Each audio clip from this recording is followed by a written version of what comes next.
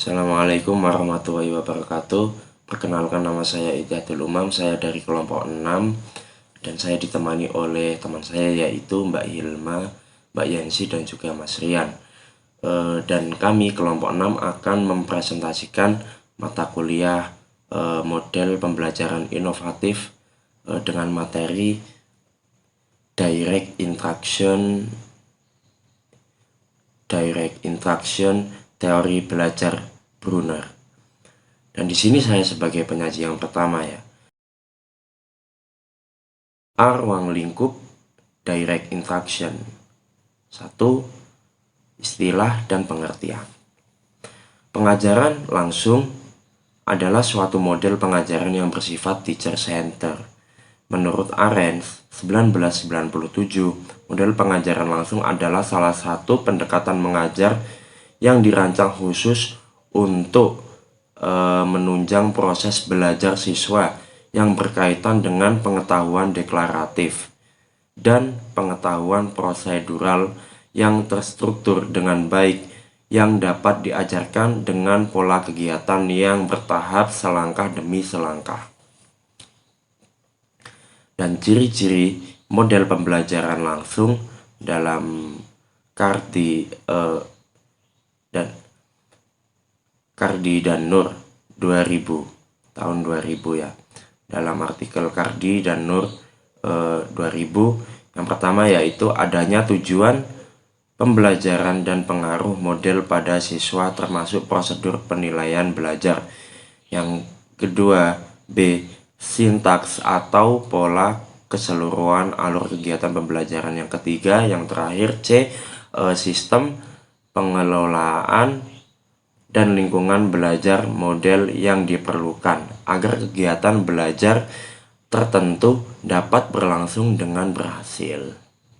Dan selain itu, pengajar langsung harus memiliki persyaratan antara lain: A. Ada alat yang akan didemonstrasikan. B. Harus mengikuti tingkah laku mengajar, sintaks. Sekarang lanjut dari ruang lingkup direct instruction, yaitu yang kedua. Tadi kan istilah dan pengertian, sekarang sintaks atau pola keseluruhan dan alur kegiatan pembelajaran. Pada model pembelajaran langsung terdapat 5 fase yang sangat penting. Pengajaran langsung menurut Cardy 1997 dapat berbentuk ceramah, demonstrasi, pelatihan atau praktik, dan kerja kelompok. Jadi saya bacakan fase yang pertama, yaitu menyampaikan tujuan dan mempersiapkan siswa. Dan peran gurunya, guru menjelaskan TKP atau informasi latar belakang pelajaran. Pentingnya pelajaran, mempersiapkan siswa untuk belajar. Fase yang kedua, mendemonstrasikan pengetahuan dan keterampilan. Guru mendemonstrasikan keterampilan dengan benar atau menyajikan informasi tahap demi tahap. Fase yang ketiga, membimbing pelatihan. Dan peran gurunya, guru merencanakan dan memberi bimbingan pelatihan awal. Dan fase yang keempat, mengecek pemahaman dan memberikan umpan balik. Peran gurunya mengecek apakah siswa telah berhasil melakukan tugas dengan baik, memberi umpan balik. Dan fase yang kelima, yaitu yang terakhir, memberikan kesempatan untuk pelatihan lanjutan dan penerapan. Dan peran guru mempersiapkan kesempatan melakukan pelatihan lanjutan dengan perhatian khusus pada penerapan kepada situasi lebih kompleks dan kehidupan sehari-hari. Saya di sini melanjutkan dari ruang lingkup direct instruction atau pengajaran langsung. Nah, di sini ada lingkungan belajar dan sistem pengelolaannya. Pengajaran langsung ini mensyaratkan tiap detail keterampilan atau isi didefinisikan dan didemonstrasi serta jadwal pelatihan direncanakan dan dilaksanakan secara seksama. Sistem pembelajaran yang dilakukan oleh guru harus menjamin terjadinya keterlibatan siswa, seperti memperhatikan, mendengarkan, dan resitasi atau tanya jawab yang terencana. Kemudian, penelitian tentang keefektifan guru. Di sini, Stalling dan Kaskowitz melakukan penelitian yang menunjukkan pentingnya waktu yang dialokasikan pada tugas. Nah, penelitian yang mereka lakukan ini menyumbang dukungan empirik pada pengajaran langsung. Penelitian ini dilakukan oleh beberapa guru. Sebagian guru menggunakan metode formal dan sebagian lainnya menggunakan metode informal. Nah, di penelitian itu dilakukan pada 166 kelas. Kegiatan guru diamati dan siswa-siswi dites. Nah, pada penelitian itu ada banyak yang diungkap. Nah, di sini ada dua hal yang sangat menonjol. Yang pertama yaitu alokasi waktu, dan yang kedua penggunaan tugas atau kegiatan yang menggunakan model pengajaran langsung. Ternyata model pengajaran langsung ini lebih berhasil dan memperoleh tingkat keterlibatan yang lebih tinggi daripada mereka atau guru-guru yang menggunakan metode informal. Oke, sekian dari saya. Dilanjut ke materi selanjutnya. Assalamualaikum warahmatullahi wabarakatuh. Saya Yansi Kurniasari. Di sini saya akan menjelaskan tentang pelaksanaan pembelajaran langsung. Jadi pelaksanaan pembelajaran langsung ini sebagaimana halnya setiap mengajar, pelaksanaan yang baik harus memerlukan tindakan-tindakan yang baik pula agar pelaksanaan perencanaannya itu berjalan dengan baik. Nah, tindakan yang jelas dari seorang guru selama berlangsungnya perencanaan pada saat melaksanakan pembelajaran dan waktu menilai hasilnya. Ciri utama dari pelaksanaan pembelajaran langsung itu yang pertama yaitu tentang tugas-tugas perencanaan. Tugas-tugas perencanaan itu bagaimana? Nah, pengajaran langsung ini dapat diterapkan di bidang studi atau mata pelajaran apapun, tapi lebih spesifiknya atau lebih cocoknya pada pembelajaran atau yang berorientasi pada penampilan atau kinerja yang seperti menulis, membaca, matematika, jasmani, ataupun tentang komponen-komponen keterampilan dan mata pelajaran sains, atau lebih intinya langsung ke praktek mata pelajaran yang menuju praktek. Jadi yang pertama yaitu merumuskan tujuan. Nah, merumuskan tujuan ini dikenal sebagai tujuan perilaku dan terdapat 3 bagian. 3 bagian itu yaitu perilaku siswa, situasi pengetesan, dan kriteria kinerja. Nah, kriteria kinerja ini harus sesuai dengan kinerja yang diharapkan. Jadi, terus yang kedua yaitu memilih isi. Nah, kebanyakan guru pemula, meskipun telah lama tahun mengajar, tidak dapat menguasai sejumlah materi pelajaran yang diajarkan. Nah, bagi guru yang misalnya belum paham tentang materi yang diajarkan selama bertahun-tahun, itu disarankan agar memilih materi acuh pada kurikulum yang telah berlaku dan memilih buku ajar tertentu. Terus yang ketiga yaitu melakukan analisis tugas. Nah, ide yang melatar belakangi analisis tugas itu bahwa informasi dan keterampilan yang kompleks tidak dapat dipelajari semua dalam kurun waktu tertentu. Terus merencanakan waktu dan ruang. Jadi waktu dan ruang ini sangat penting direncanakan. Semua guru juga waktu dan ruang ini sangat penting. Pada saat pengajaran langsung, perencanaan ini sangat penting karena ada 2 hal yang diperhatikan oleh guru. Ada 2 hal yang harus diperhatikan oleh guru, yaitu yang pertama bakat dan kemampuan siswa. Apa sih bakatnya dari siswa itu, kemampuannya bagaimana? Jadi guru bisa memberikan tugas itu sesuai dengan kemampuan siswanya dalam pengajaran langsung. Bakat dan kemampuan siswanya tersebut apa? Nah, guru harus mengetahuinya. Yang kedua, memotivasi siswa agar mereka tetap melakukan tugas-tugasnya dengan perhatian maksimal. Jadi guru itu tugasnya untuk apa ya? Guru juga harus memotivasi agar siswanya tetap semangat dalam mengerjakan tugas-tugas tersebut agar selalu diperhatikan dalam kelas. Terus langkah-langkah pembelajaran model pengajaran langsung. Langkah-langkahnya seperti apa? Nah, langkah-langkahnya ini pengajaran langsung meliputi tahapan-tahapan. Jadi harus ada langkah-langkahnya tahapan demi tahapan agar berjalan atau tersusun dengan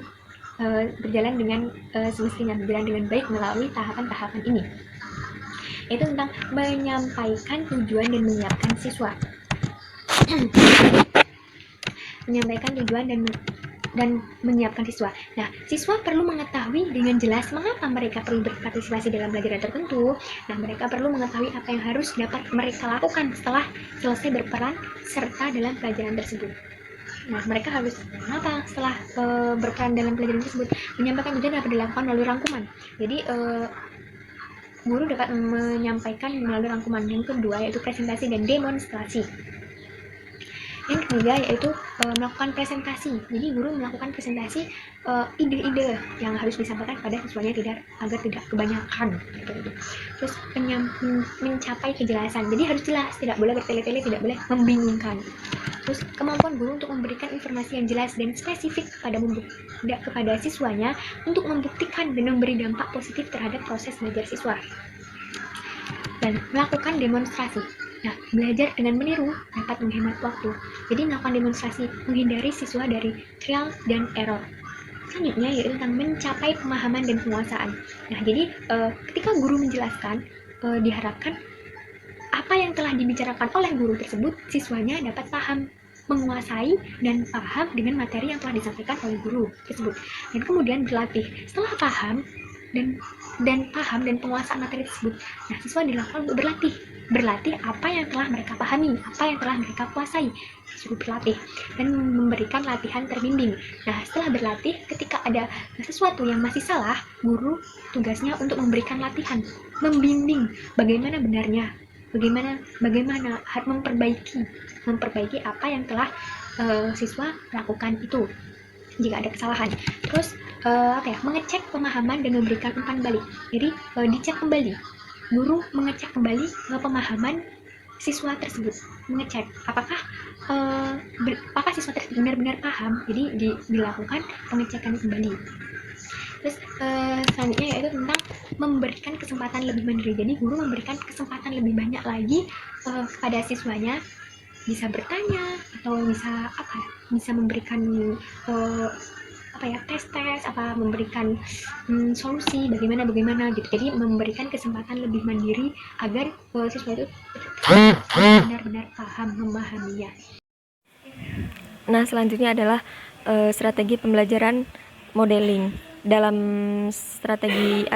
direct learning atau pembelajaran langsung, biasanya tuh ada strategi modeling. Nah, strategi modeling itu strategi yang seperti apa?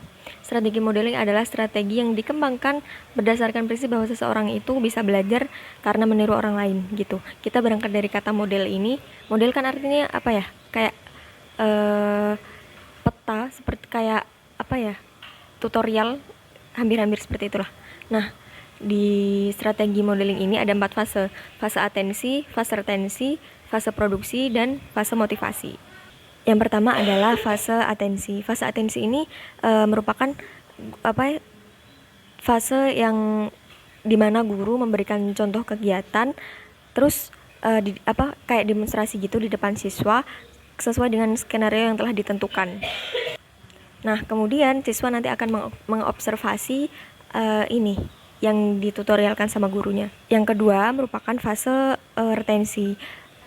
Fase retensi ini fase di mana guru menjelaskan struktur-struktur atau langkah-langkah yang dilakukan saat demonstrasi tadi. Yang ketiga kemudian adalah fase produksi. Fase produksi ini fase di mana murid melakukan sendiri tutorial yang disampaikan oleh guru tadi. Nah, yang terakhir itu merupakan fase motivasi.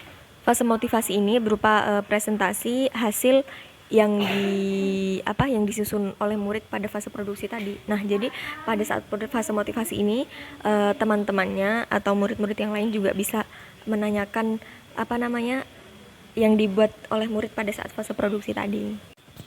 Selanjutnya adalah teori penemuan Jerome Bruner. Nah, teori penemuan menurut Bruner merupakan belajar untuk pengembangan kognitif peserta didik.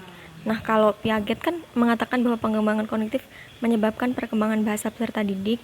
Nah, kalau menurut Bruner, perkembangan bahasa peserta didik itu besar pengaruhnya terhadap perkembangan kognitif. Nah, menurut Bruner, untuk mengembangkan kognitif ini, siswa perlu proses transformasi informasi yang benar secara bertahap. Nah, tahapan-tahapan itu menurut Bruner ada 3.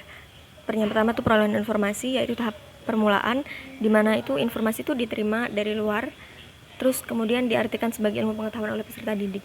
Yang kedua adalah pengolahan informasi, yaitu penyesuaian informasi yang telah diperoleh berupa pengklasifikasian secara objektif. Terus yang ketiga itu checking atau mengadakan tes kecukupan. Nah, itu merupakan teori Bruner.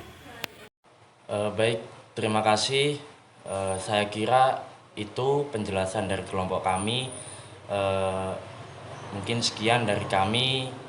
Mohon maaf jika ada kesalahan atau kekurangan dari kami. Saya akhiri. Wassalamualaikum warahmatullahi wabarakatuh.